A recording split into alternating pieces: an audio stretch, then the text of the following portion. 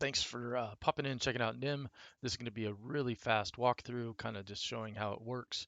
This is specifically for the Game Jam participants who want to check it out without maybe dealing with installing or whatever.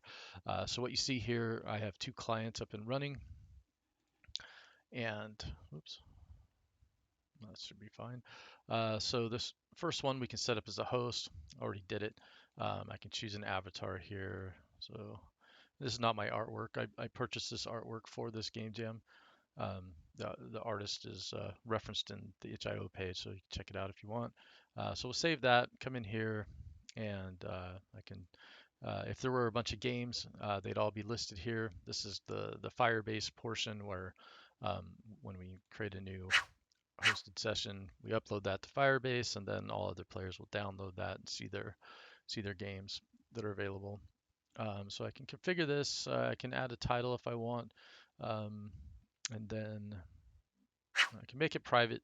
It won't show up in the list if I do that, but just hit start here. So as a host, I'm going to jump right into the game, and now I'm waiting for a player to join before I can start.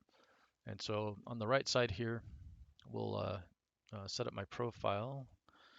Um, let's call you Happy, and let's see. Give this guy, we like this guy. Okay. So now I can go in, I can join, and I see that other game is now listed here, and I can select it and hit join, and now I've joined the game. And so as host, I can start the game.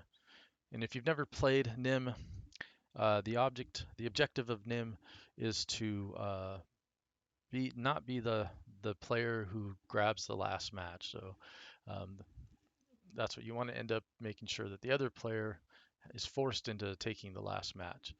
And so there's a lot of different ways that Nim can be played. Um, but I went with the classic version, and I did use Nim. And I said I wouldn't go into the vlog part of this, but I chose Nim because it was simple, and my whole goal on this game jam was just to get a turn-based framework up and running so that I could use it for future games, card games, board games, that kind of thing. So Nim was really simple. So let's see. So the game started, it's Happy's turn, so we can see that he's highlighted over here and he's got the remove button. So you can remove one or more matches on any row. If I try to drag it here, it's not going to work, things like that.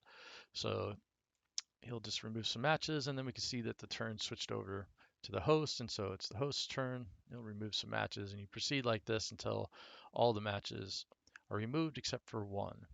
And so right here, the host can now make a winning move because he's going to leave Happy with just one match, which is a win game event. So there we go, game over. And I keeping tally of wins and losses for this session. So if these players play a bunch of games, they can kind of keep track, have some bragging rights. The goal is as part of the game jam was to create a high score list so that players can see who's won the most games, but that got cut at the last minute. So that's basically it.